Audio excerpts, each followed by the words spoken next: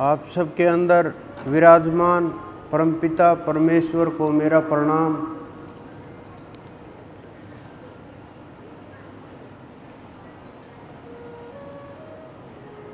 कुछ लोग बहुत समय से ध्यान करते हैं, लंबे समय तक उनको अनुभव भी होने लगता है, अलग अलग प्रकार के अनुभव। किसी को कुछ आवाज़ें सुनाई देने लगती हैं, किसी को कुछ दिखाई देने लगते हैं, अलग अलग दृश्य। किसी के अंदर से, हृदय से शब्द उठने लगते हैं, किसी के अंदर चींटियां चलने लगती हैं, किसी के गर्दन में कुछ अनुभव होने लगता है, किसी के सिर में कुछ होने लगता है, किसी के नाभि में, किसी के पैरों में, किसी के हाथों में चक्कर से घूमने लगते हैं। अनेक प्रकार के अनुभव जीव महसूस करने लगता है, और वो ध्यान के अंदर जितना उतरता है उधर से बदलने लगते हैं। ये नहीं कि हर रोज़ वही दृश्य, वही घटनाएं, वही सब कुछ हर रोज़ हो रहा है, लेकिन कुछ समय के बाद ये चलते चलते सब कुछ सही चल रहा है, लेकिन एकदम से ये सारी की सारी चीज़ें रुक जाती हैं।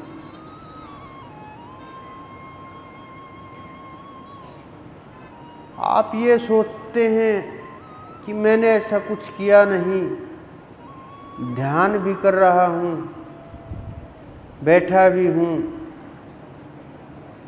ऐसा क्या हुआ कि ये सारा का सारा जो दृश्य है ये एकदम से जैसे स्विच ऑफ कर देते हैं, ऐसे एकदम से सारा बंद हो गया। मैंने ऐसा क्या कसूर कर दिया, क्या गुनाह हुआ मेरे से? और फिर वो चीज़ें दिमाग के अंदर चलने लगती हैं, प्रश्न उठते हैं, जवाब भी अपने आप ही दे लेते हो, लेकिन प्रश्न का जवाब संतुष्टिजनक नहीं होता और संतोष प्रदान नहीं करता। इस वजह से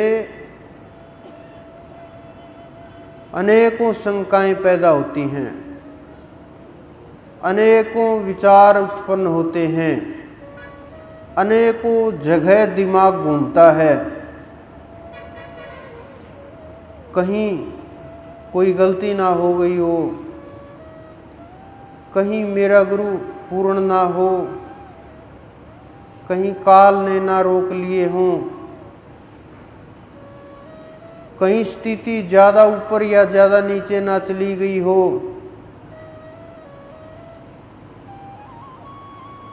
कहीं जीवन में परिवर्तन ना हुआ हो, कहीं ये वहीं तक की टिकट तो नहीं थी, कहीं आगे रोक लिए गए हों, आगे जाने का मार्ग बंद हो गया हो, कहीं इस जन्म में मेरी इतनी ही साधना ना हो, कहीं अगले जन्म में साधना हो।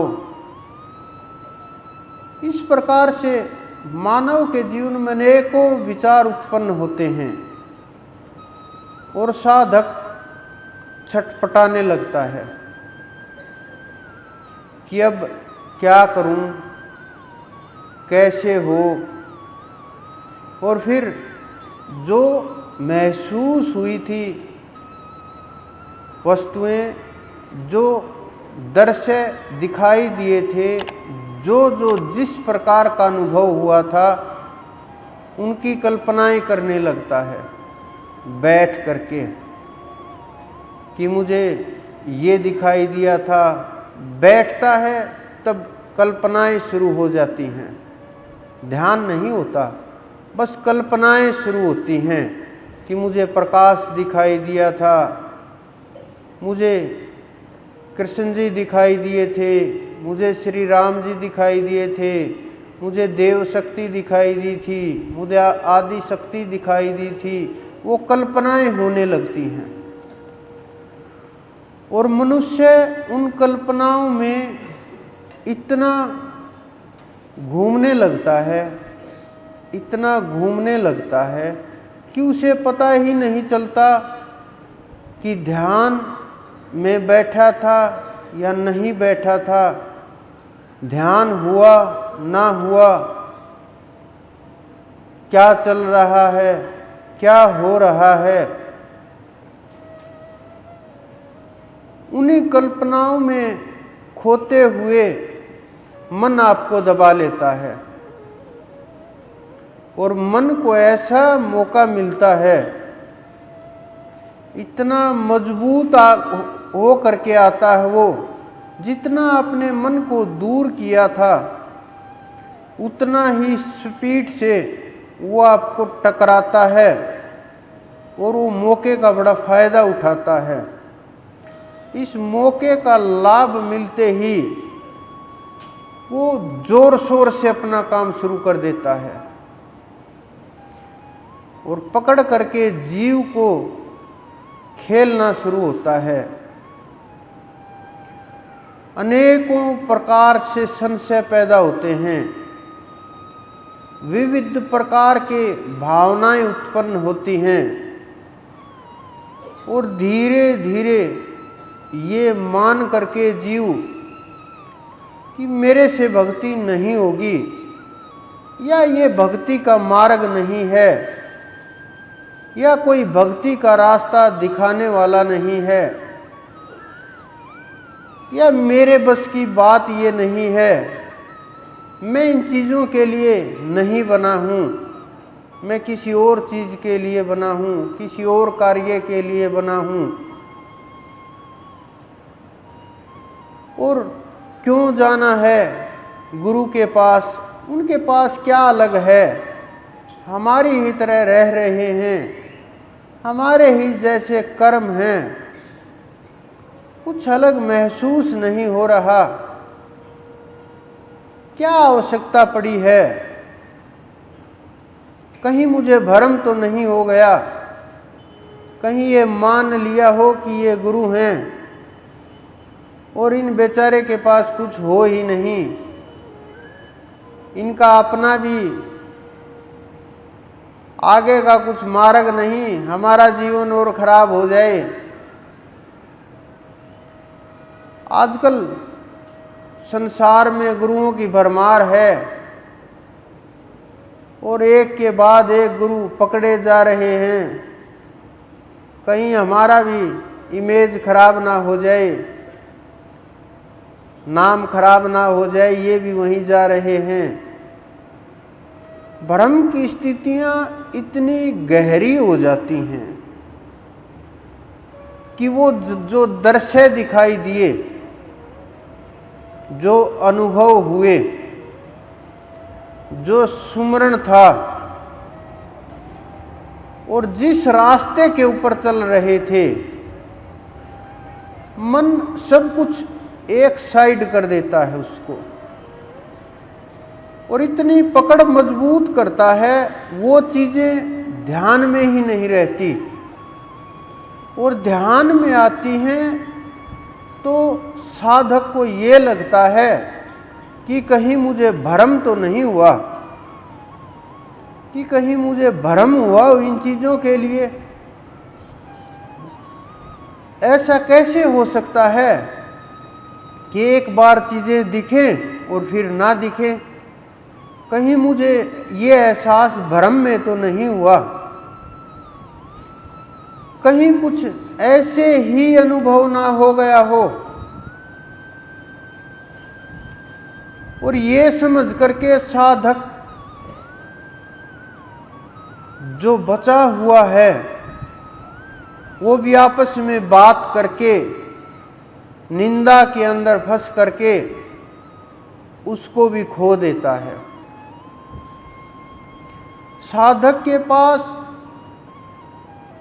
ना भजन रहता उस समय के ऊपर, ना श्रद्धा रहती, ना विश्वास रहता, ना भाव रहता, क्योंकि ये चीज़ें टूट जाती हैं एक एक करके।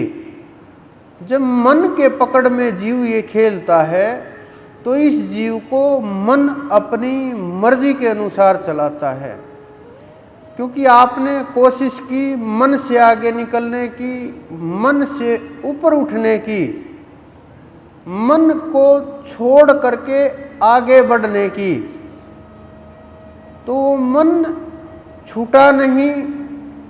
वो इंतज़ार में था कि कब हवा आए, अग्नि प्रज्वलित हो और मैं मौके का फायदा उठाऊं। तो ये छोटे छोटे जो कारण होते हैं, फिर हमारी साधना भी मुख्य कारण होती है। हम साधना को छोड़ देते हैं कि कहीं रिश्तेदारी में चले गए, आज भजन नहीं हुआ, कल कर लेंगे। आलस आ गया कि नहीं, यही हैं, अभी कहाँ मरे जा रहे हैं, फिर देख लेंगे, नाम ही तो लेना है, क्या फर्क पड़ता है, ना भी लेंगे तो भी कुछ ना कुछ तो हो ही जाएगा। ये और भी परेशानी का कारण बन जाती हैं चीज़ें। फिर अंदर में धीरे धीरे नफरत जन्म ले लेती है, ईर्ष्या जन्म ले लेती है, और इतनी ईर्ष्या हो जाती है, आपस में साधकों में ही ईर्ष्या होने लगती है कि वो मेरे से आगे है, वो मेरे से पीछे है, वो कम भजन करता है फिर आगे कैसे, मैं ज़्यादा भजन करता हूँ मैं पीछे कैसे। साधक के लिए ये बहुत बड़ी रुकावटें हैं,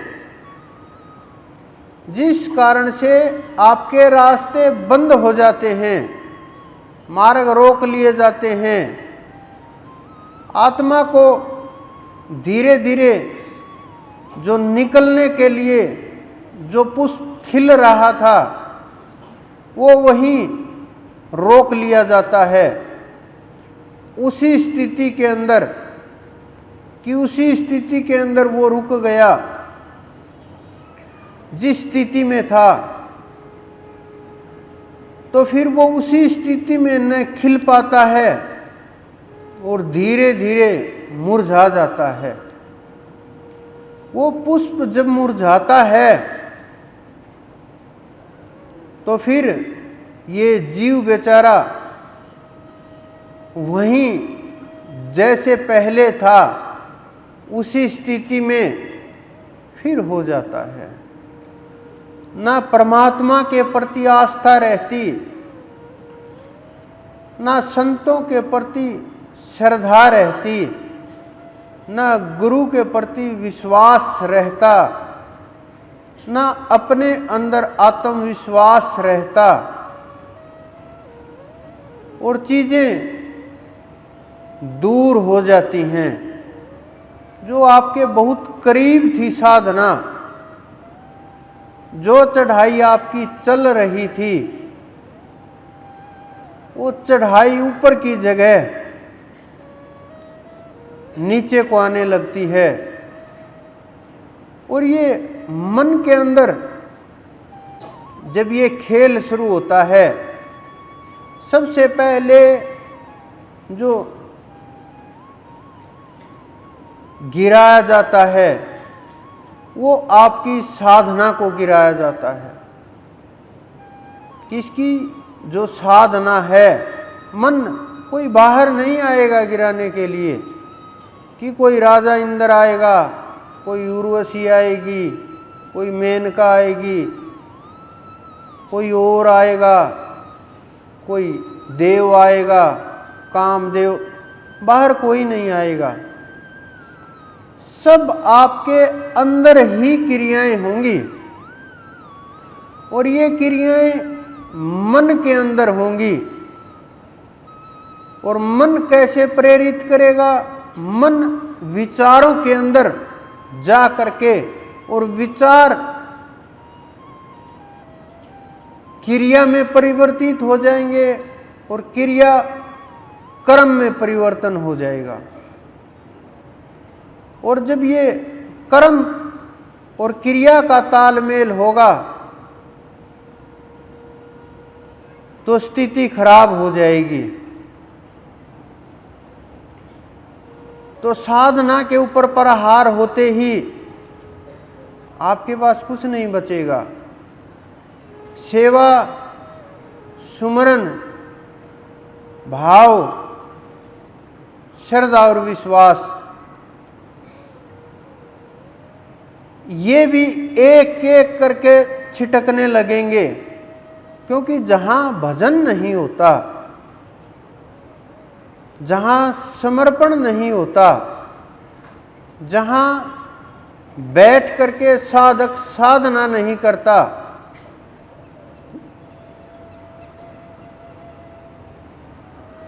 वहाँ फिर ये चीज़ें नहीं ठहरती।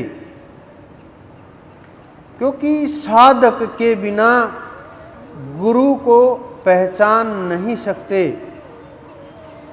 और साधना के बिना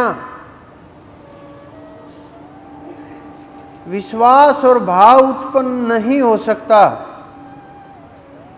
क्योंकि जब तक आप बैठोगे नहीं,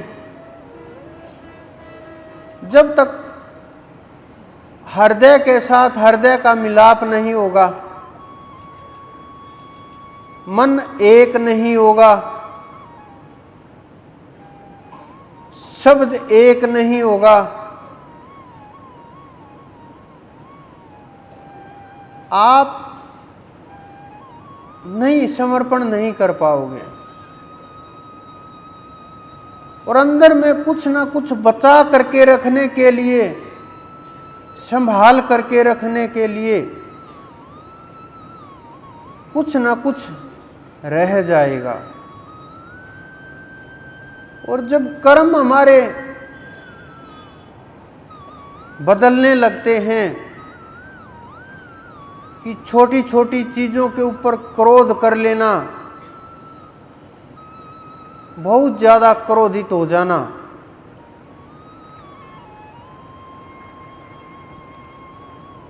छोटी छोटी बातों के ऊपर मरने मारने के ऊपर उतारू हो जाना, काम का वेग न सह पाना,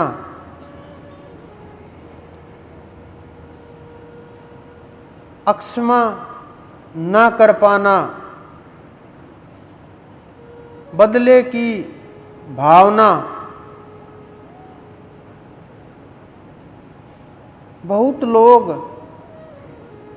बदले की भावना से इतने भरे हुए हैं जो बोलते हैं कि हम साधक हैं। सिर के कोई तो गले तक होता है, कुछ लोग सिर के ऊपर तक भरे हुए हैं, यानी बिल्कुल जैसे टब में डुबो देते हैं, नदी में डुबो देते हैं, ऐसे पूरी तरह से उसमें डूबे हुए लोग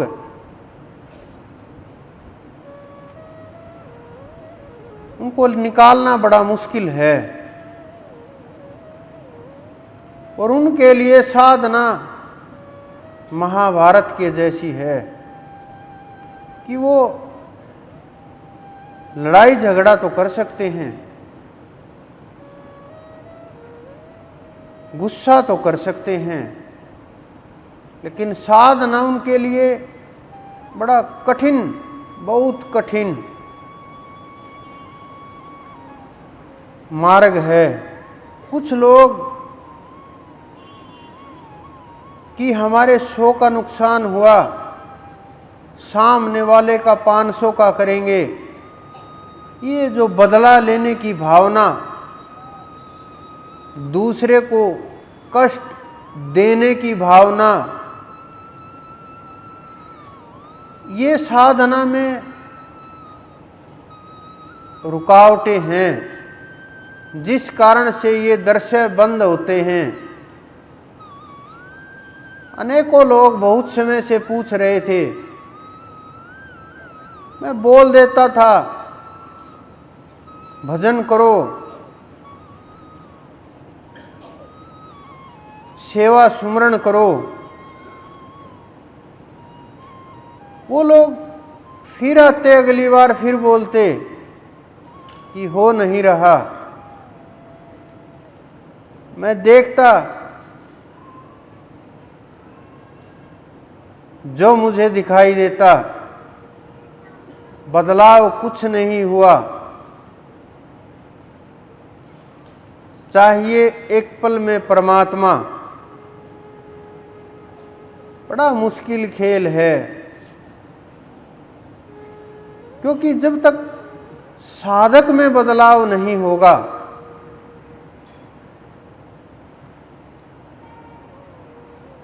रास्ता मजबूत नहीं होगा, साधना नियमित नहीं होगी, अंदर में डर होगा, चाहे सांसारिक डर, चाहे मायावी डर, चाहे आध्यात्मिक डर, चाहे मानसिक डर, किसी भी प्रकार का भय आपको आगे बढ़ने नहीं देगा। अगर आप 2 घंटे बैठे, स्थिति शुरू हुई, फिर घबराए, फिर वापिस आ गए, फिर साधक आगे बढ़ने से कोशिश करना बंद कर देता है। और जब कोशिश ही नहीं होगी, आगे कौन बढ़ाएगा, कौन कैसे ले करके जाएगा, मार्ग ही क्या होगा। परमात्मा, मैं बहुत साधकों को देखता हूँ। कई साधक तो इस श्रेणी के हैं कि एक दिन तो नहीं, एक समय, एक ही टाइम अगर भैंस ने दूध नहीं दिया तो परमात्मा नाम की फिर कोई वस्तु नहीं है। कि आज भैंस ने दूध नहीं दिया तो आज परमात्मा नहीं है। ना परमात्मा हमारी सुनता है, ना परमात्मा हमें देखता है, ना हमारा कुछ भला करता है, ना हमें कुछ दे रहा है, ना हमारे ऊपर कृपा कर रहा है। पड़ोसी के सारे काम अच्छे हो रहे हैं, वो परमात्मा को नहीं मानते। मैं हर रोज देखता हूँ वो उसको नहीं मानते, फिर भी उनके काम हो रहे हैं। मेरी भैंस ने दूध क्यों नहीं दिया? इतना विश्वास नहीं कि शाम तक हो सकता है दे दे, थोड़ा इंतजार कर ले। 4-5 जगह से झाड़े लगवा देंगे, भाग दौड़ मचा देंगे, 3-4 बार उसकी टोक झाड़ चुके होंगे, और भी कई प्रकार के प्रयत्न जो सोच सकते हैं। पितरों का भी कुछ न कुछ बोल चुके होते हैं। कि अब की बार अमावस्या को पक्का। पितर सोचते हैं चलो कुछ तो मिल रहा है, अनेकों वादे कर देते हैं कि हाँ आज हो जाए काम, आगे याद रखेंगे। बेचारे साधक ये नहीं जानते कि जो आप साधना करते हैं, जो आपके अंदर में ताकत है, ये साधना करोड़ों जीवों के उद्धार के लिए है। प्रकृति से हम बस लेना लेना जानते हैं। जल से लेकर के वायु तक, जरूरत की वस्तुओं से लेकर के भोजन वस्तुओं तक, सब प्रकार की चीजें प्रकृति से हम ले लेते हैं। लेकिन जब हमारा देने का नंबर आए तब हम प्रकृति को कुछ भी नहीं देते। प्रकृति तो बहुत दूर की बात है। अगर आप परिवार में रह रहे हैं, दो व्यक्ति एक दूसरे को प्रेम तक नहीं दे सकते, एक दूसरे को खुशी नहीं दे सकते, एक दूसरे को साथ नहीं दे सकते, एक दूसरे की मदद नहीं कर सकते, एक दूसरे का हाथ पकड़ के नहीं चल सकते, फिर साधकों से प्रकृति को कुछ देने की बात बहुत बड़ी बात होती है, बहुत बड़ी बात। क्योंकि बचपन से शिक्षा प्रणाली से लेकर के रहन सहन तक बस पैदा हुए लेना शुरू कर दिया।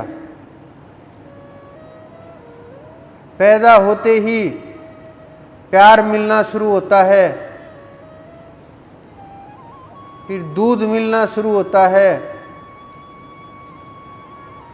फिर खुशियां मिलनी शुरू होती हैं,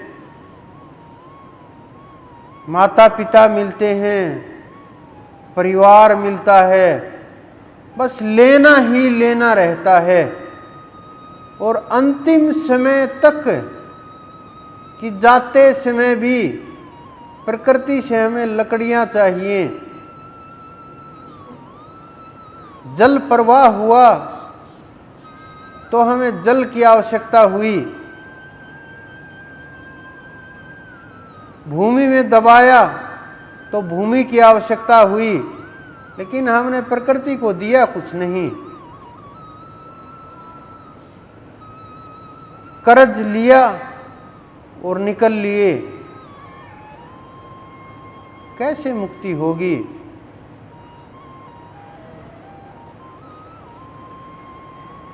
ऐसे मुक्ति नहीं हो सकती, ऐसे जीवन मुक्त नहीं हो सकते। मैं बार बार बोलता हूं, इस ब्रह्मांड का कर्ज कोई नहीं उतार सकता, प्रकृति का कर्ज कोई नहीं उतार सकता, परमात्मा का कर्ज कोई नहीं उतार सकता, गुरु का कर्ज कोई नहीं उतार सकता, माता पिता का कर्ज कोई नहीं उतार सकता। लेकिन जब आप भजन सुमरण करोगे, उसके अंदर इतनी ताकत होती है,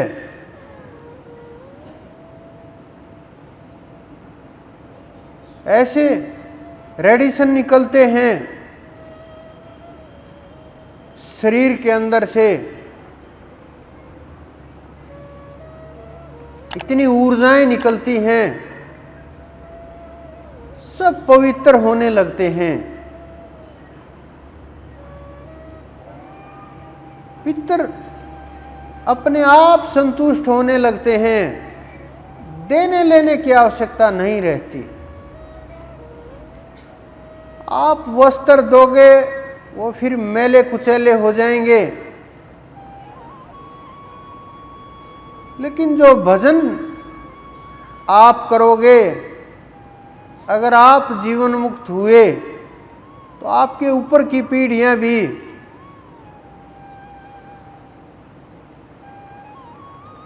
अच्छे जो सिद्ध होते हैं, जिनको प्राप्ति होती है, जीवन मुक्ति होती है, 21 पीढ़ियां तैर जाती हैं पिछली। चाहे कोई वृक्ष हो, स्थावर जंगम, जिस भी योनि के अंदर जीव हो, वो योनि त्याग त्याग करके ऊपर जीव उठने लगते हैं।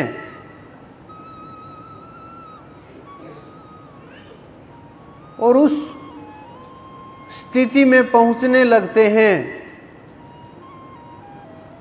पितर तो गुणगान करते हैं ऐसे जीवों का कि हमारे वंश में आया और हमारी मुक्ति का कारण बना।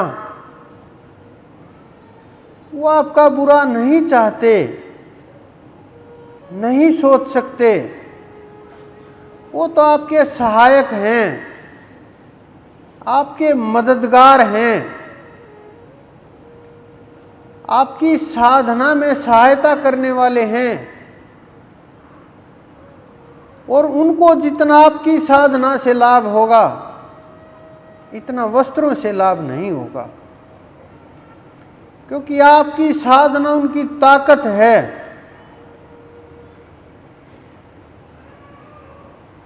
और उनके मुक्ति का मार्ग है। उन्हें भी पता है हमारा ये जीव अगर कल्याण को प्राप्त होगा तो हमारा स्वयं ही कल्याण हो जाएगा, आवश्यकता ही नहीं रहेगी। तो वो किस प्रकार से आपका बुरा सोच सकते हैं। लेकिन जो ये भ्रम की स्थितियां पैदा हुई, ये मनमानी साधना से हुई, बिना सोचे समझे गुरु बना लेने से हुई, बिना समर्थ के कुछ भी पूछा और काम शुरू कर दिया, ये स्थितियां इन कारणों से हुई। अब ये घटना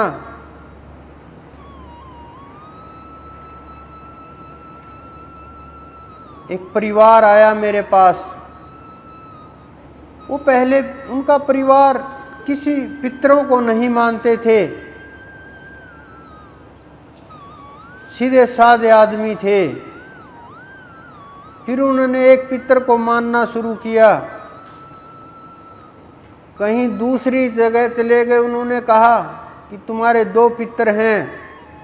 उन्होंने उसके साथ में एक और बना दिया उनका स्थान। तीसरी जगह के ऊपर गए, उन्होंने कहा इन दोनों को तो अलग अलग हैं, एक करना होगा।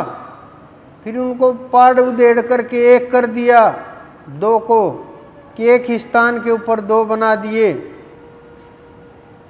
तीसरे के पास गए, तब तक घर में एक दुर्घटना और हो गई, एक जीव और चला गया। उन्होंने कहा अब उसका भी स्थान बनाना पड़ेगा, इसके साथ में उनकी भी ईंटें लगा दो। 3 लगा दी। फिर किसी और के पास गए, उन्होंने कहा कि ये तो तीनों परेशान करने लगे।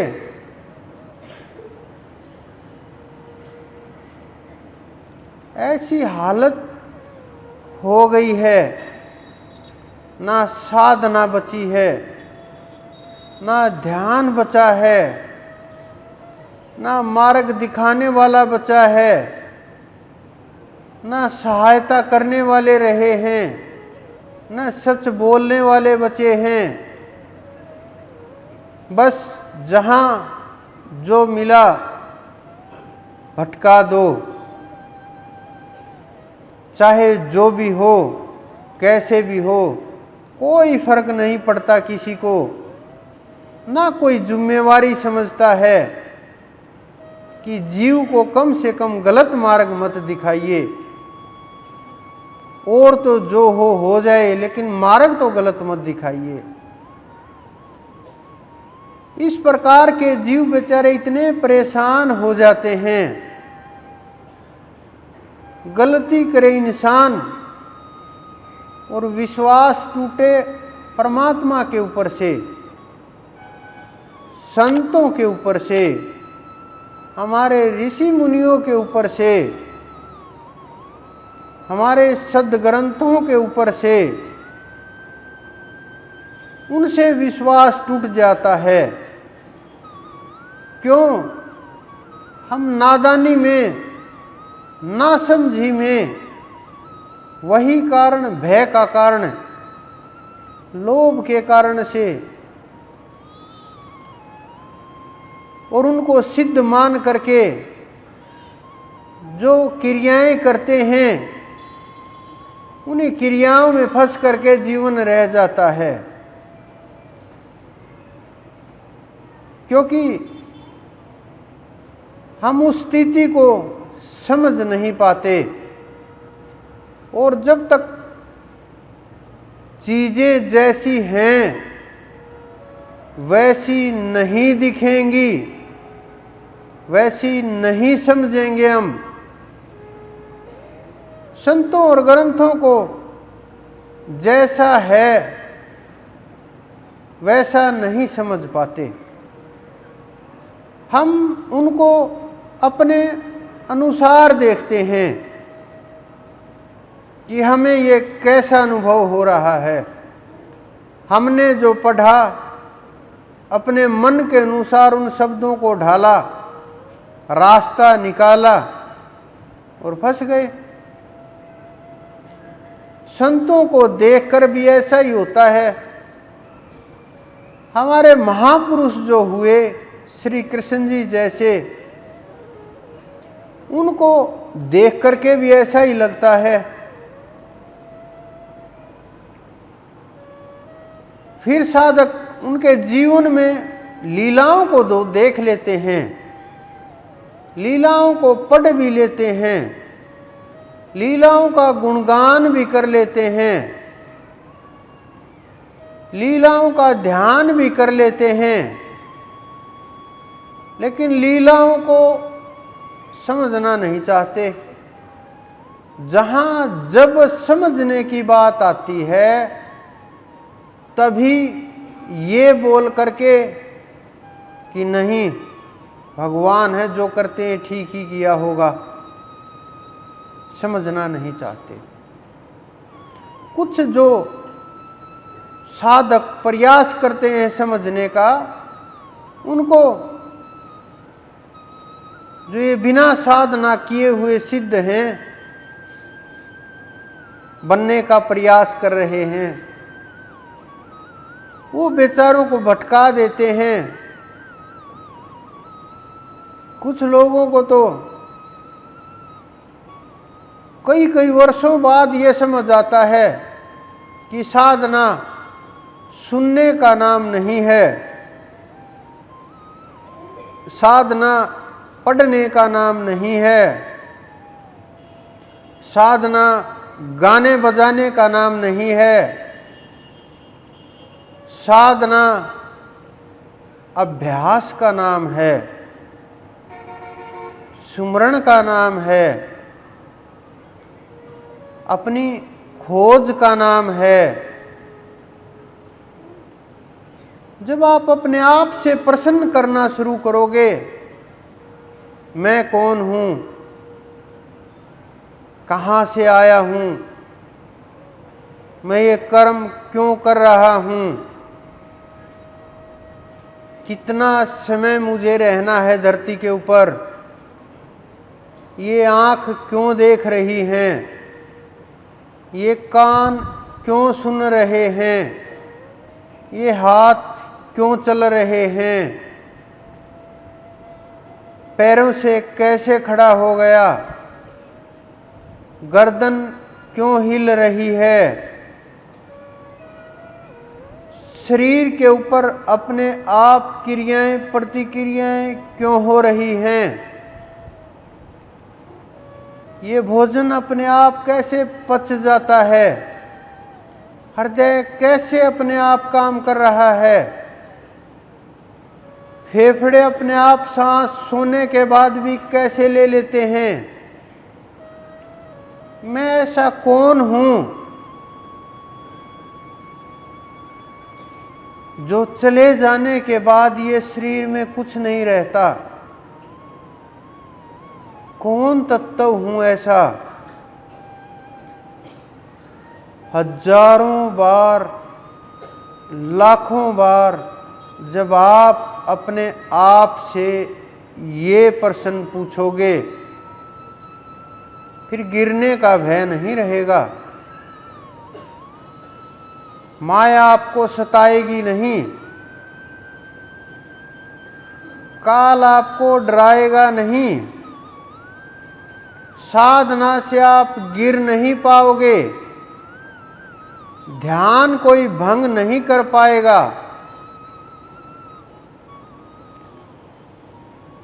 लेकिन हम बाहर की वस्तुओं को देख लेते हैं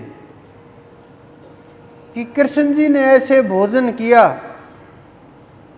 वृक्ष के पत्तों के ऊपर हम भी जाएंगे रमण रेती, हम भी उसी पीपल के पत्तों में भोजन करेंगे। क्रिया देख ली, कर्म देख लिया, चित्त नहीं देखा, ठहराव नहीं देखा, मन के ऊपर पकड़ नहीं देखी, अंदर के जो आत्मबल था वो नहीं देखा, बाहर की चीजें पकड़ ली हमने। आपने ये नहीं देखा कि कितने एक पल में वो राजगद्दी छोड़ करके निकल लेते हैं, एक पल में मथुरा का त्याग करके नई नगरी बसा लेते हैं द्वारकाधीश, एक पल में ब्रज को छोड़ देते हैं, एक पल में अपने भक्तों को रोते हुए छोड़ करके, इतने प्रेम करने वालों को, चाहने वालों को, जो रो रो करके जिनकी हालत खराब हो गई, सबका त्याग करके एक तरफ, वो नहीं देख पाते। दोनों माता पिताओं को एक पल में छोड़ा निकल गए, सब कुछ एक एक करके छोड़ करके आगे बढ़े, कभी ख्याल ही नहीं उठा कि कोई पीछे भी है, इतनी मजबूत पकड़, बस जो चल रहा है वही करना है, जो करने आए हैं वही करेंगे। आखिरी समय तक, जाने के समय तक भी एहसास नहीं कि अभी जाना है, नहीं, सब कुछ पता होते हुए भी हम उन चीज़ों को नहीं देखते। हम तो बस बाहर की वस्तुओं को देख करके, जो बाहरी क्रियाएं उनकी अच्छी लगी उनको अपना लिया, वो भी हमारे लिए सुविधाएं हुई तो अगर वो हमारे लिए सुविधाजनक नहीं हुई तो हमने वो भी नहीं अपनाई। हमने उनमें भी अपने मन के अनुसार बदलाव, मन के अनुसार छूट ले ली, मन के अनुसार चीजें छोड़ दी, मन के अनुसार ग्रहण की, मन के अनुसार उनकी सेवा की, मन के अनुसार पात्र लेकर के आए। और आश्चर्य तो तब की बात है जब मूर्तियां भी अपने मन के अनुसार चाहिए, रूप भी उनका मन के अनुसार चाहिए। मैं देखता हूँ मेरे पास आते हैं ऐसे लोग, मेरा ठाकुर जी तो बड़ा प्यारा है, मैं तो वृंदावन से लेकर के आई हूँ, और वो जो थोड़ी देर पहले आई थी ना, उन्होंने तो यहीं ले लिया बाजार से। उनके वाला ठाकुर जी ज़्यादा अच्छा नहीं है, उनका रंग साफ सा नहीं दिख रहा, और वो कपड़े भी अच्छे नहीं पहनाती, मैं ज़्यादा सेवा करती हूँ। बहुत बार समझाता हूँ, मुक्ति का मार्ग खुला है।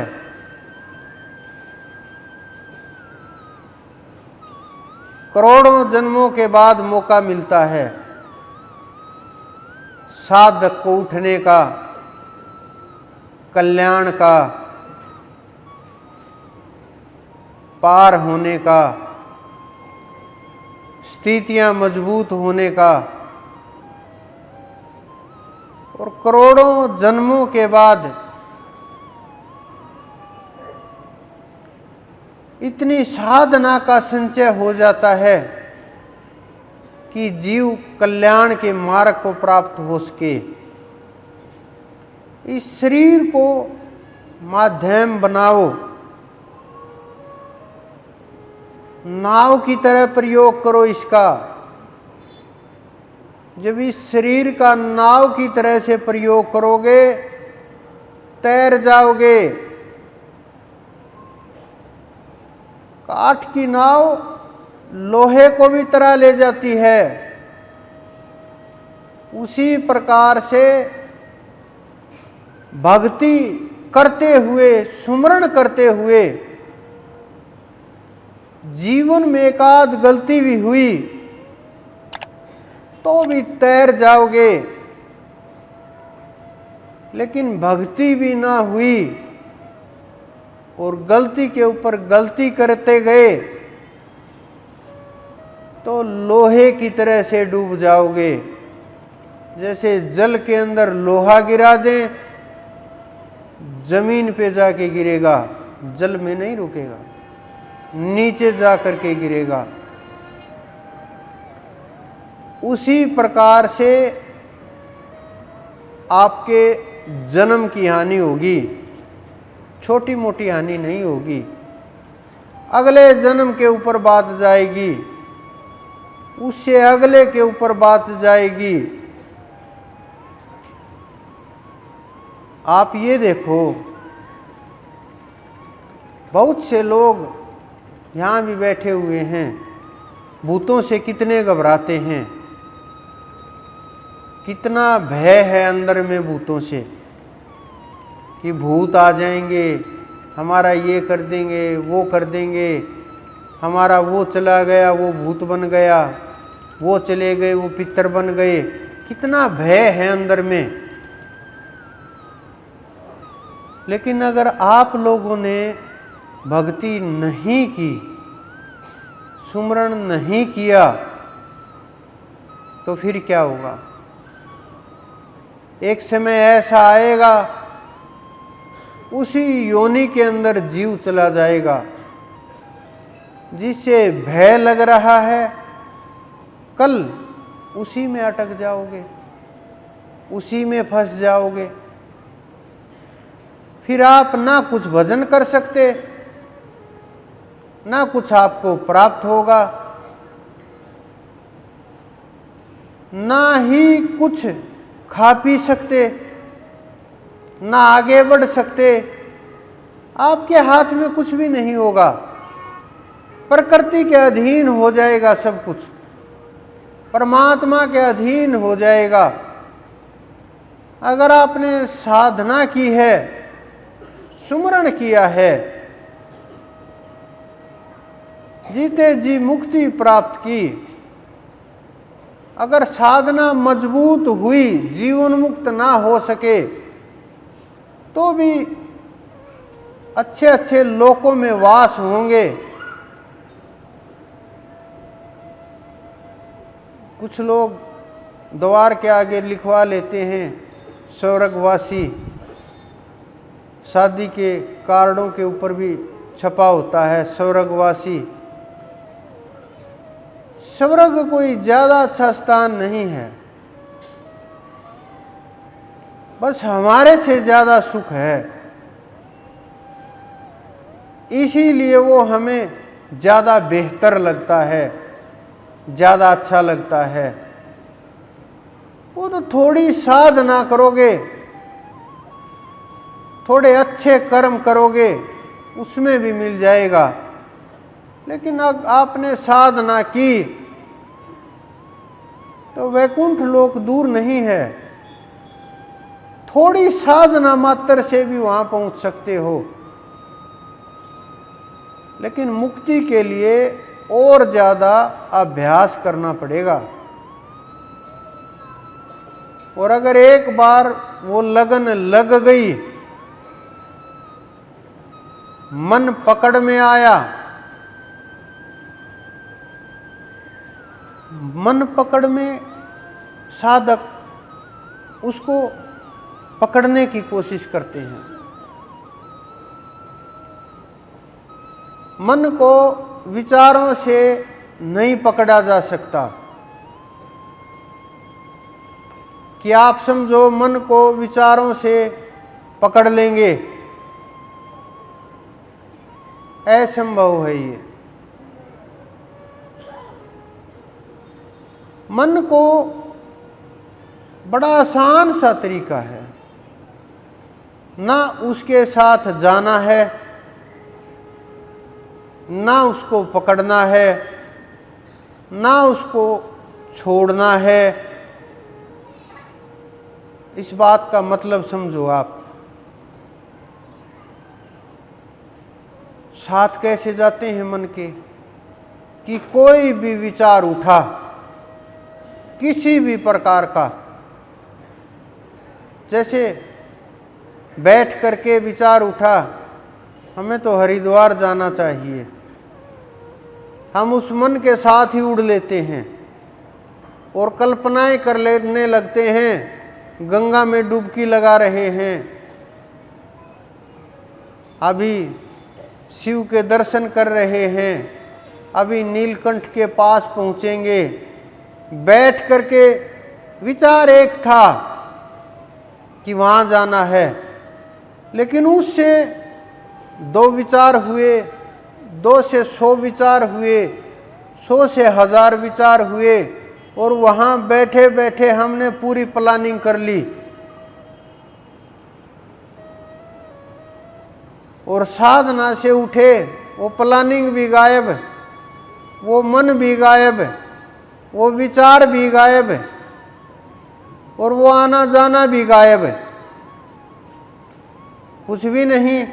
और ये महसूस होता है ये क्या छल हो गया मेरे साथ, 2 घंटे इसी काम में लगे रहे। साधक लोगों को पछतावा होता है, जो साधना नहीं करते उनको कोई फर्क नहीं पड़ता। और जो ऊंची श्रेणी के साधक हैं, वो एक विचार उठा और आगे की क्रियाएं बंद हो जाती हैं, वो विचार के साथ नहीं भागते।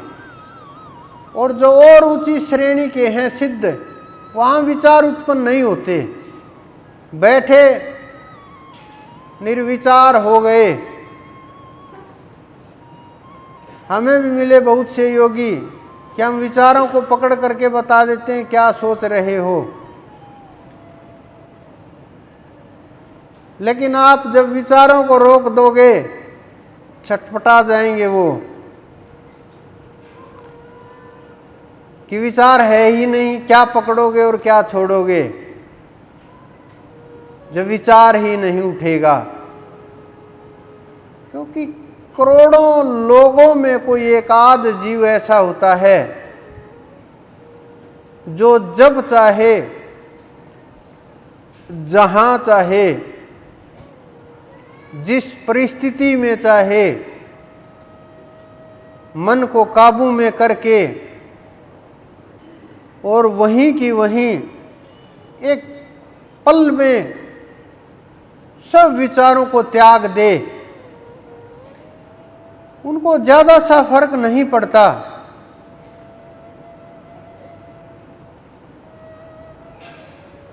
एक जीव को किसी ने बोल दिया, पीछे की बात है, कि होली वाले दिन तुम्हारी मृत्यु हो जाएगी। होली का 1 महीना बचा हुआ था। वो मेरे पास आया, पूरा परिवार इकट्ठा हो करके रिश्तेदारों समेत, कि जी बस अब की बार बचा लो भजन बस। मैंने कहा हुआ क्या? कि जी बस अब मृत्यु आ गई। मैं उसके जीवन को देख रहा, जीवन बहुत लंबा उसका। मैंने पूछा किसकी आ गई मृत्यु? कि जी बस मैं मरूंगा। तेरे को किसने बोला? कि एक बाबा जी जा रहे थे, उसने हाथ देखा और बोल दिया करड़ाई है और होली तक निपट जाएगा। मैं तो आपके बैठने का इतना इंतजार कर रहा हूं कि घर वाले ने तो बहुत लोगों के पास फोन किए, बहुत लोगों के पास मैसेज किए, संस्था वाले नंबर पे भी किए, कहीं एक बार मिल जाए बस, लेकिन मिलना जुलना नहीं हुआ। मैं तो कल से आकर के यहीं बैठा हूँ, पास ही रुक रहा था और सबसे पहला नंबर मैंने ही लगवा लिया। बहुत अच्छी बात है कि बस अब की बार टाल दो, भजन देखना फिर आप मैं किस तरह से करूँगा। मैंने ज़्यादा शब्दों का प्रयोग नहीं किया, बस इतना ही बोला कि अभी तुम्हारी आयु काफ़ी लंबी है, बहुत लंबी है, अभी मृत्यु आस पास भी नहीं है, कई सालों तक। मैंने तो इतना बोला था, इतनी देर में उसका सवाल था, भजन बंद की, ध्यान साधना कुछ नहीं। कि जी सरसों है ना जो वाई हुई है और परसों काटना शुरू करेंगे, बस आप ध्यान रखना मेरा।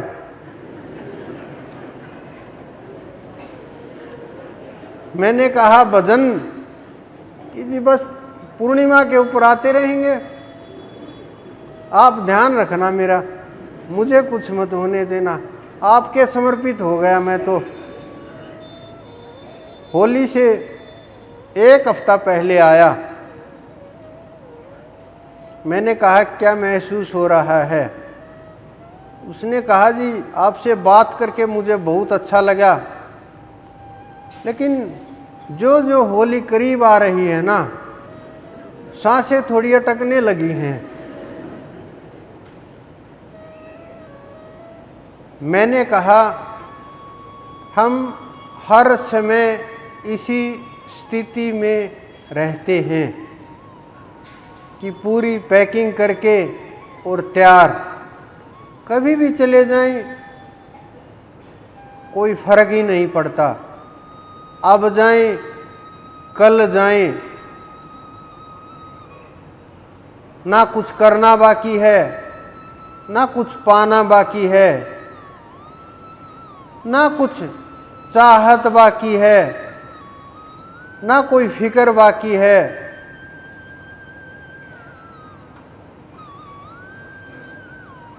उन्होंने कहा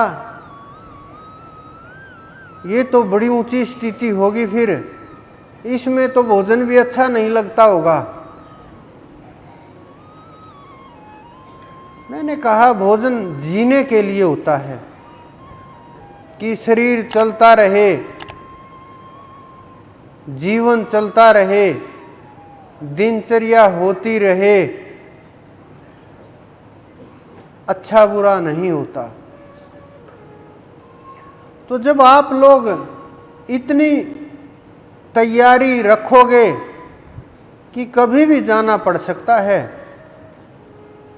लेकिन बहुत लोग तो कोई बोल दे कि मृत्यु करीब है,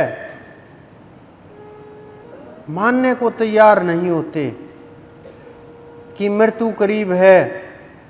मैं बोल देता हूँ कि मृत्यु करीब है, तैयारी करो जाने की, ध्यान किया करो, ज़्यादा समय नहीं है आपके पास।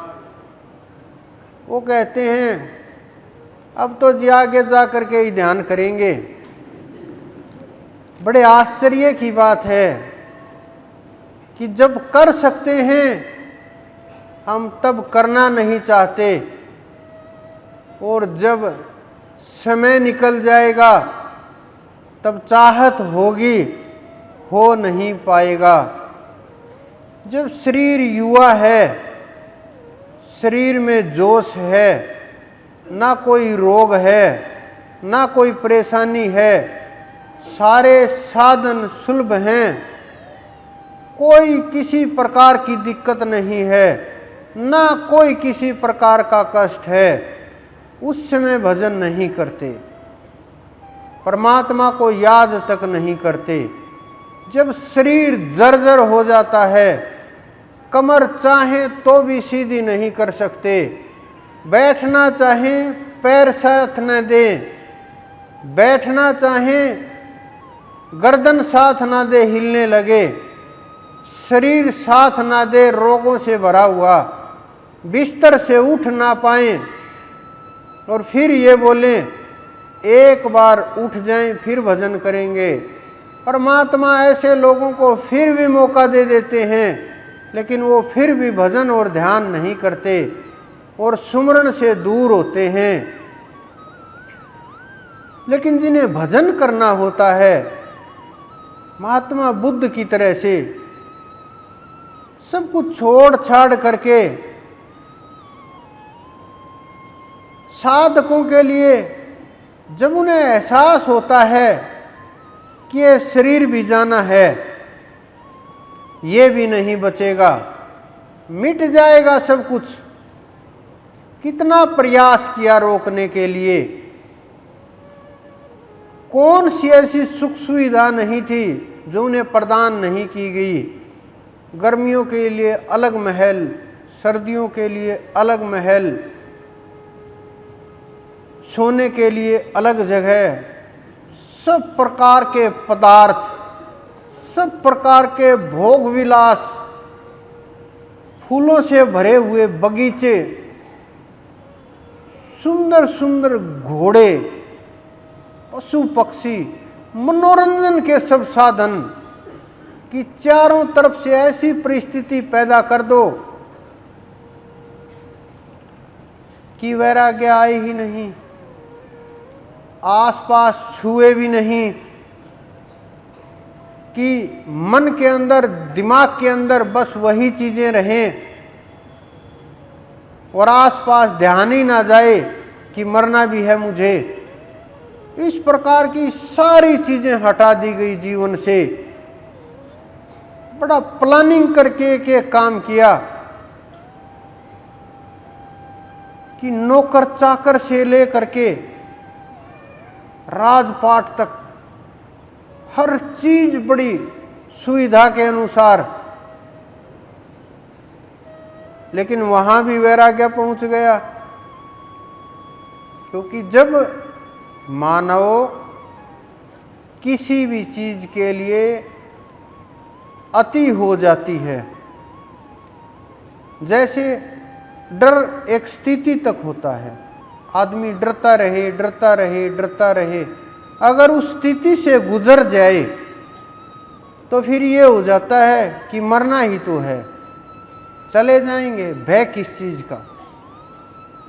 उसी प्रकार से सब प्रकार की चीज़ें एक लिमिट तक ही काम करती हैं। वो लिमिट क्रॉस हो जाए तो वो फिर वही चीज़ें दूसरी तरफ काम करने लगती हैं। उसी प्रकार से वहाँ भी वही काम हुआ। सब कुछ राजपाट त्याग, महीनों तक भूखे रहना, सब कुछ त्याग देना, सब कुछ छोड़ देना, खुद से खुद को मिलाने का प्रयत्न, बहुत समय लग गया, बहुत समय लग गया।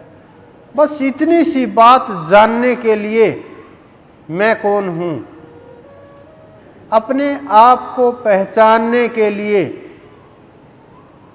अपने आप को पाने के लिए सबसे करीब आत्मा अपने अंदर ही।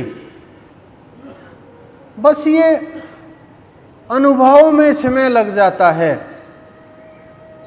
अनुभव में जितना समय लगता है वही साधना है, उसी को साधना कहते हैं। तो मन के साथ ना जाएं, मन को पकड़े भी ना, किस विचार को रोकने के लिए कि कोई विचार उत्पन्न हो, उसके साथ में दो पॉजिटिव और अच्छे विचार उत्पन्न करें, या उस विचार में ना नुकर करें, ये सही नहीं है, ये गलत नहीं है, इस प्रकार की भावना उत्पन्न हो, तो वो भी विचार परेशानी का कारण हैं। और मन के साथ खड़े होना भी परेशानी का कारण है। मन को ऐसे छोड़ दो कि ना पकड़ना ना छोड़ना, कुछ भी नहीं।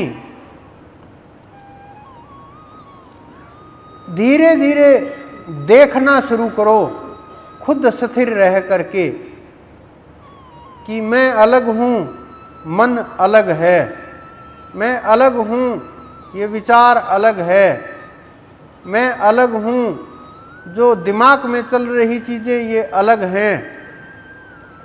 ये धीरे धीरे महसूस होने लगेगा। जब साधक जिस प्रकार से कोई भी काम करने वाला व्यक्ति है, कोई भी, चाहे कपड़े सिलने वाला हो, लकड़ी का काम करने वाला हो, लोहे का काम करने वाला हो, सड़क बनाने वाला हो, ईंटें बनाने वाला हो, किसी भी विषय को आप लीजिए, इलेक्ट्रॉनिक से लेकर के जहाज बनाने तक, कोई उनका हेल्पर होगा। हमारे पास आता है एक लड़का, उसने MBBS नहीं की है, बस डॉक्टर के पास रहता है, सर्जन के पास, बहुत साल हो गए रहते हुए, 25-30 साल। मैंने पूछा कैसे काम करते हो, उन्होंने कहा जी ऑपरेशन तो सारे मैं ही करता हूँ। मैंने कहा फिर डॉक्टर क्या करते हैं? जी कुछ भी नहीं, वो तो आए, ऑपरेशन हो रहा है, एक बार देख गए, ऑपरेशन तो मैं ही करता हूँ सारे। मैंने कहा बाहर वालों को पता चले तो कि जो अंदर डॉक्टर लगा हुआ है उन्होंने बस 12वीं कर रखी है, कि ना जी ना, फिर तो मामला ही खराब हो जाएगा। तो वो धीरे धीरे उसके साथ रहते हुए इतना एक्सपर्ट हो जाता है, पढ़ाई लिखाई चाहे कम भी हो, लेकिन वो काम की इतनी नॉलेज हो जाती है उसको कि वो एक एक चीज को अच्छे से पहचानने लगता है, अच्छे से पता कर सकता है, अच्छे से उसके ऊपर काम कर सकता है।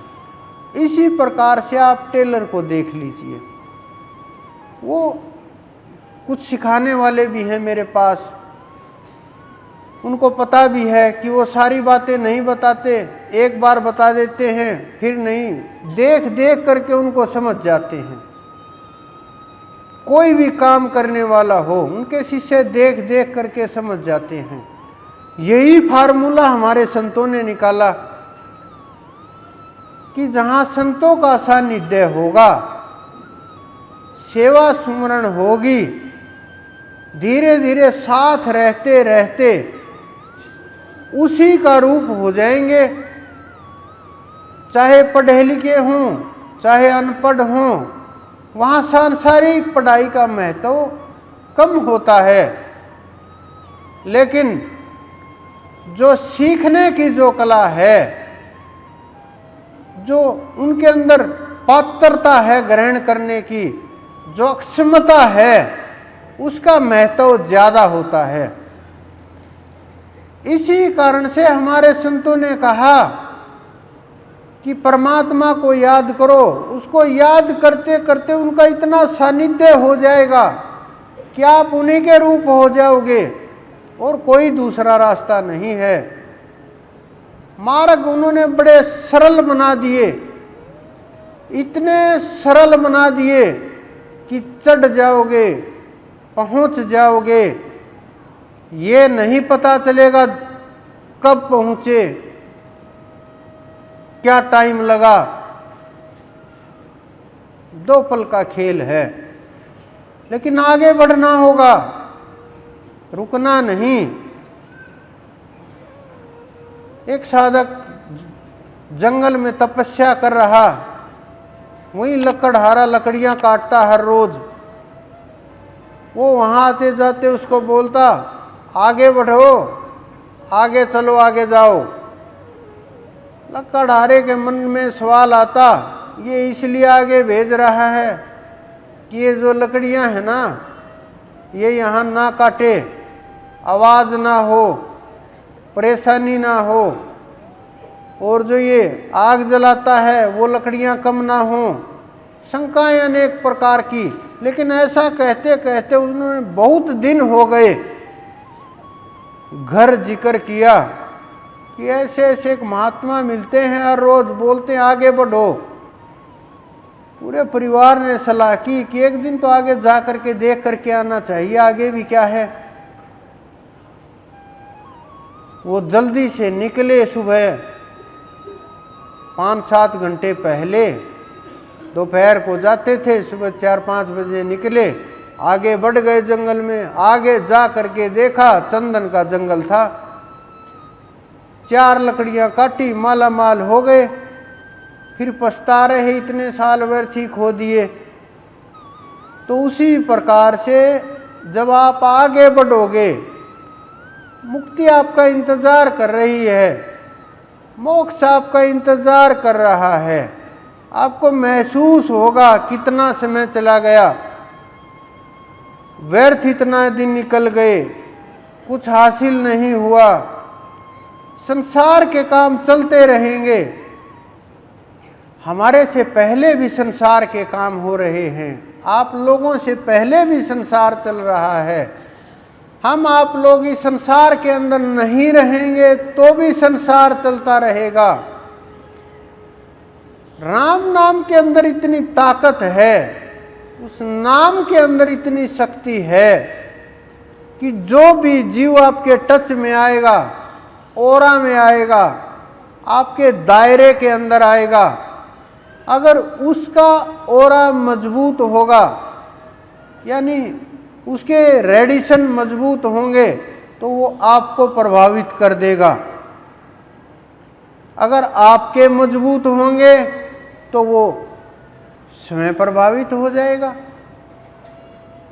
तो अपना भक्ति का जो मार्ग है, नाम की जो साधना है, वो इतनी श्रेष्ठ साधना है। ना ये सोचना किसका कर्जा देना है, किसका नहीं देना, ना ये सोचना कौन सा कर्म करूं, कौन सा ना करूं, कुछ भी नहीं सोचना। कर्म करने चलोगे, कांड होते चले जाएंगे। इसी कारण से हमारे ऋषियों ने इनका नाम कर्म कांड रख दिया कि एक कर्म करेंगे फिर उसका भुगतान होगा, फिर दूसरा कर्म जुड़ जाएगा, 2 से 4, 4 से 1000। ये कर्म बढ़ते जाएंगे, ना कटेंगे, ना बटेंगे, ना हल्के होंगे, कुछ नहीं होगा। सारी हालत जीवों की खराब हो जाएगी, क्योंकि इन कर्मों को कोई नहीं बांट सकता, बट ही नहीं सकते। ये कर्म तो साथ ही रहेंगे जीव के।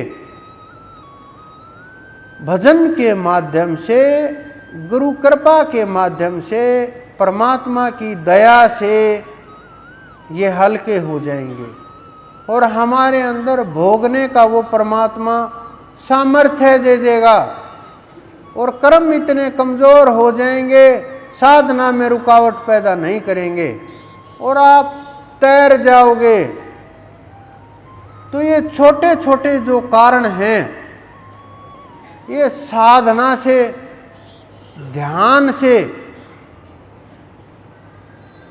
जब आप बैठना शुरू करो दोबारा से साधना, प्राणायाम प्रारंभ करो। एक प्राणायाम कम से कम 7 मिनट करो। सारे प्राणायाम 7-7 मिनट करोगे, विचार कम होने लगेंगे, ध्यान जमने लगेगा। वो पहले जैसी क्रियाएं आसपास वो होने लगेंगी, एहसास होने लगेगा, दोबारा से साधना शुरू हो जाएगी। लेकिन जब यह साधना शुरू हो तो आपको बहुत सावधान रहना पड़ेगा, क्योंकि बार बार साधनाएं शुरू करना, रुकना, फिर शुरू करना, फिर रुकना आपके लिए बहुत समय जो खराब होगा, क्योंकि जीवन बड़ा छोटा है और साधना बड़ी दूर है, प्राप्ति लक्ष्य बड़ा दूर है। तो वो समय जो निकलेगा ना, वो परेशानी का कारण होगा। अगर हम जीवन में बदलाव करेंगे, अक्षमा करना सीखेंगे, काम क्रोध को पकड़ में रखेंगे, नियमित दिनचर्या का अभ्यास होगा कि हर रोज हमें 4 घंटे अभ्यास करना है, बहाना नहीं, कहीं भी हो, कभी भी, किसी भी परिस्थिति में, कोई भी परेशानी में। कई बार शरीर की कमजोरी भी साधना को रोक देती है कि बैठा नहीं जा रहा, शरीर कांपने लगता है। उसके लिए भी बहुत रास्ते हैं। आप मन के साथ साथ शरीर का भी अभ्यास शुरू करो। सब के सब अभ्यास जब एक दिशा में चलेंगे, वो परमात्मा दूर नहीं है, ना कभी हो सकता। उसके अंदर इच्छाएं नहीं हैं, वो आपका अच्छा बुरा नहीं चाहता कि उन्होंने मेरा बुरा कर दिया, हो नहीं सकता, क्योंकि वहाँ विचार ही नहीं। बस हमने मान लिया कि वो बुरा सोच सकते हैं, बुरा कर सकते हैं, बुरा हो सकता है, लेकिन वहाँ बुरा विचार ही नहीं है, वहाँ वो निर्विचार है। जहाँ तक विचार हैं वो लोकों की स्थिति है, उन लोकांतर से परे जाएंगे, वो अलग मन बुद्धि चित्त अहंकार से आगे है। वो समय आप ही हो, आपको अपनी ही खोज करनी है, तो साधना शुरू हो जाएगी। हम भी प्रयास करेंगे, क्योंकि गुरु जब तक साधना प्रदान नहीं करे, अगर आप 3 घंटे भजन करते हो तो हम प्रयास करते हैं कि कम से कम 6 घंटे तो हम प्रयास करें, 6 घंटे का तो भजन हो। ये नहीं बहाने, भजन किसी भी स्थिति में हो, चलते हुए हों, सोते हुए हों, सफ़र में हों, गाड़ी में हों, जहाज में हों, कहीं भी किसी भी स्थिति में कम से कम 6 घंटे का तो भजन हो। तो जब आप इतना लगन से करेंगे तो आप में और हमारे में कोई भेद नहीं रहेगा। जो चीज़ें हमारे पास हैं वो आपके अंदर में मौजूद हैं, लेकिन जब तक आप प्राप्त नहीं करोगे ये हीरा हाथ नहीं लगेगा। और जब तक वो हाथ नहीं लगेगी ताकत, आपको अधूरापन महसूस होता रहेगा, ये लगता रहेगा नहीं, अंदर से खाली खाली लगेगा। बाहर से कितना भी दिखावा कर लें, कितने ऊंची स्थिति के साधक बन जाएं, बहुत से साधकों को पिछड़ने का कारण भी यही है कि वो जो साधना की, जो घटनाएं हुई, वो सबके सामने बोल देते हैं, सब जगह बोल देते हैं। वो जो उन्होंने ऊर्जा इकट्ठी की, जब तक आप अक्षय ऊर्जा के पात्र ना बन जाओ कि कितनी भी ऊर्जा बाहर उड़ेलते रहें, समुंदर की तरह से कितना भी जल निकालें, कितना भी जल डालें, कोई प्रभाव नहीं पड़ता। उसकी तरह से ना हो जाएं, जब तक तब तक आप अपनी ऊर्जा को बाहर निकालेंगे, बाहर फैलाएंगे। लोगों के अंदर कोई रोगी है उसके ऊपर कि हाथ रख के प्रार्थना करेंगे, हो सकता है वो ठीक हो जाए, लेकिन आपके अंदर जो ऊर्जा है ना वो कम हो जाएगी, क्योंकि अभी आप वहाँ से, एक तो होता है ट्रांसफार्म, एक होता है बिजली को बनाने वाला केंद्र। तो जब तक आप उस ऊर्जा से नहीं जुड़ोगे जहाँ से ये सारी लाइट आ रही है, यानी जहाँ से सारी ऊर्जा आ रही है, उस केंद्र से नहीं जुड़ोगे, वहाँ तक आपकी पहुँच नहीं है, तो फिर आपकी जो ताकत है वो कम होगी। अगर आपकी वहाँ तक पहुँच है तो फिर देखो कितने करोड़ों मीटर लगाए हुए हैं, सबके घरों में बिजली जा रही है, जितनी भी चाहिए उतनी और बन जाती है, और उत्पन्न हो जाती है, और बना दिए जाते हैं, और बड़े बड़े टरबाइन लगा दिए जाते हैं, और अलग अलग प्रकार से के तरीके से तैयार की जाती है, लेकिन तैयार हो जाती है। तो उसी प्रकार से जब आप वहाँ जुड़ जाओगे तो आप करोड़ों लोगों में भी बांटोगे, वो ऊर्जा बढ़ेगी, कम नहीं होगी। तो आप ही को ये साधना करनी बहुत आवश्यकता है, क्योंकि बहुत जीव बहुत समय से रुके हुए हैं। मैंने कोशिश की समझाने की, लेकिन उन्होंने ध्यान नहीं दिया, कारण चाहे जो भी रहा हो, लेकिन ध्यान नहीं दिया। तो सेवा और सुमरण, धन की सेवा नहीं, मन की सेवा, तन की सेवा, जीवों की सेवा, संगत की सेवा। धन की सेवा का क्या है, कोई भी पैसे फेंकेगा ऐसे कल्याण थोड़ा ही नहीं होगा, ऐसे नहीं होगा कल्याण। कल्याण होगा समर्पण से, हृदय से किए गए काम से। जीवों की सेवा से परमात्मा अपने आप ही संतुष्ट होगा, आपका हाथ पकड़ करके उठा ले जाएगा। किसी को ये दिखाने की आवश्यकता नहीं मैंने ये किया, मैंने वो किया, ना अपने आप को दिखाने की आवश्यकता। वो देख रहा है। मैं भी देखूं ना देखूं, लेकिन वो देख रहा है। वो किसी का कुछ नहीं रखता। इतिहास उठा करके देख लो आप, कुछ भी नहीं रखता। अगर आप 2 घंटे, 4 घंटे, 10 घंटे सेवा करोगे, लेकिन सेवा होनी चाहिए हृदय के साथ, मजबूरी के साथ नहीं, मन मार करके नहीं। शरीर यहाँ है, मन घर है, हृदय किसी और के साथ है। बड़े विचलित हो, मनमानी सेवा बिल्कुल नहीं।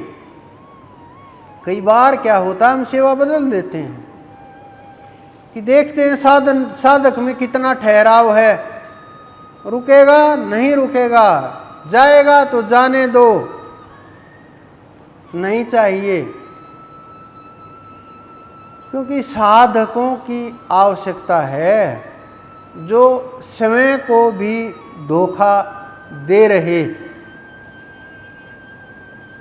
वो कहाँ, ऊपर कौन पूछेगा उनको? कौन है इस ब्रह्मांड में पूछने वाला? कितने ही लोग हैं जिन्हें परमात्मा की प्राप्ति हुई, उस अनंत की प्राप्ति हुई। हम मोह छुड़ाने के लिए, देखने के लिए स्थितियां देखते रहते हैं। ये तो घर चल ही रहा है। इतने फंस जाते हैं छोटी छोटी चीजों के अंदर। कहाँ हुई सेवा? जहां खड़े हो, समर्पित हो, जीव को भोजन करा रहे हो, वहां अपना पराया नहीं। ये मान करके सब मेरे हैं, फर्क नहीं होगा। ये मानोगे ये मेरे परिवार का है, मेरे गांव का है, मुझे इसके साथ जाना है, इसको कुछ ज़्यादा दे दिया जाए, इसको मैं नहीं जानता, इसको पीछे देखेंगे। भूल जाओ, सेवा की गिनती होगी। काम शुरू हो गया, चढ़ाई का नहीं, नीचे आने का। ऊपर नहीं जाओगे, नीचे आओगे।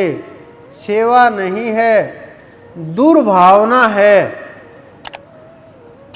ईर्ष्या है, द्वेष है, लोभ आ गया मन में, चाहत हुई। ये नहीं जो सामने है सब मेरे हैं। इस नजर में भेद होते ही सेवक और साधक दोनों की स्थिति गिर जाती है।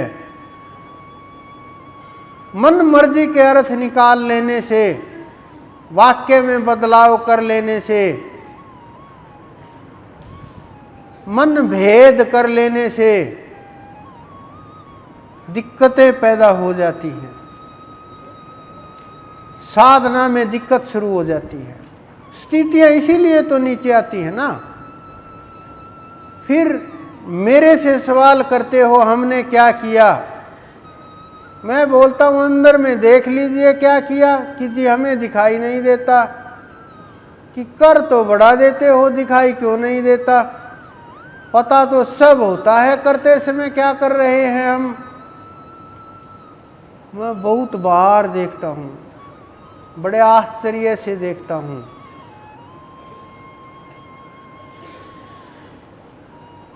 मुझे अंदाजा हो जाता है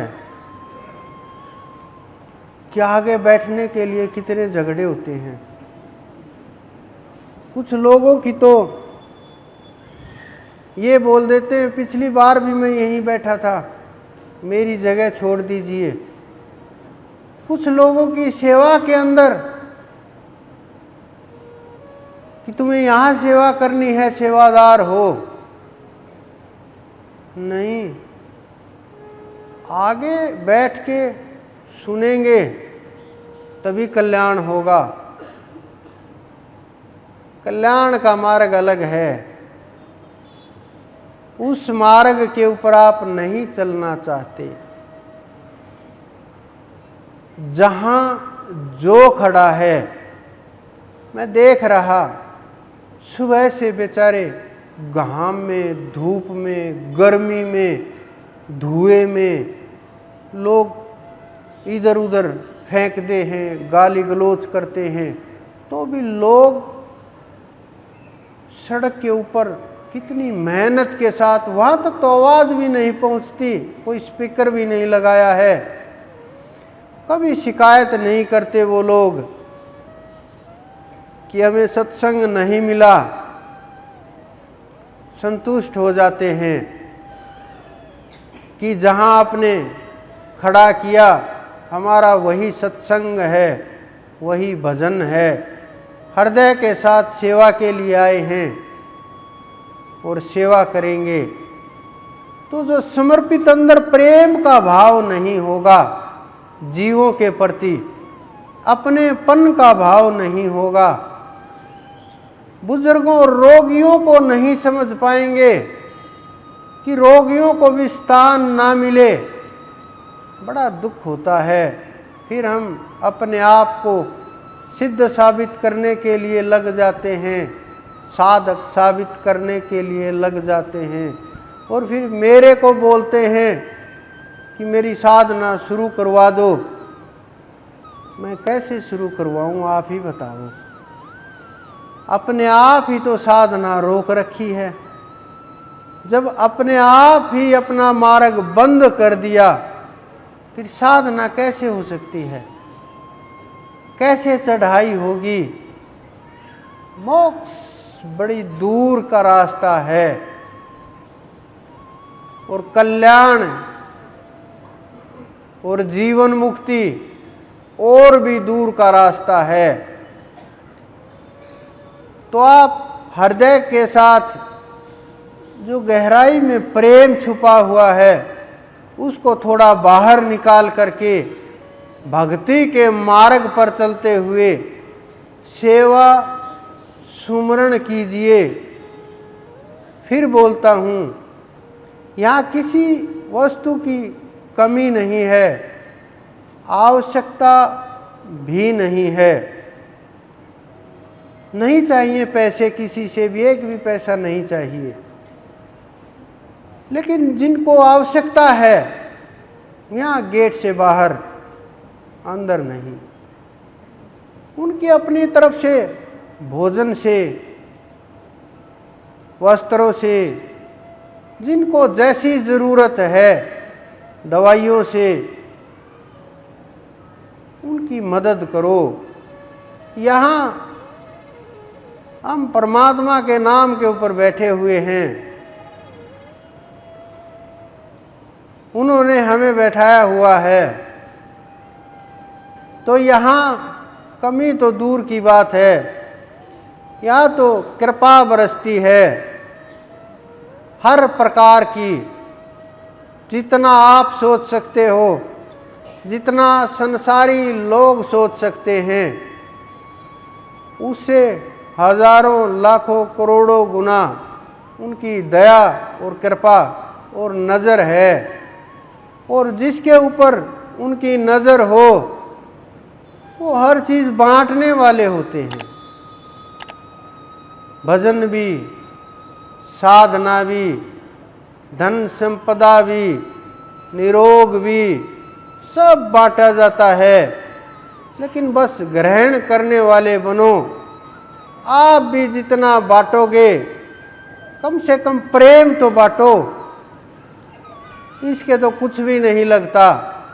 जितना बांटोगे प्रकृति आपको उससे ज़्यादा देगी, ज़्यादा प्राप्त होगा, सैकड़ों हजारों गुना। तो आप साधना कीजिए।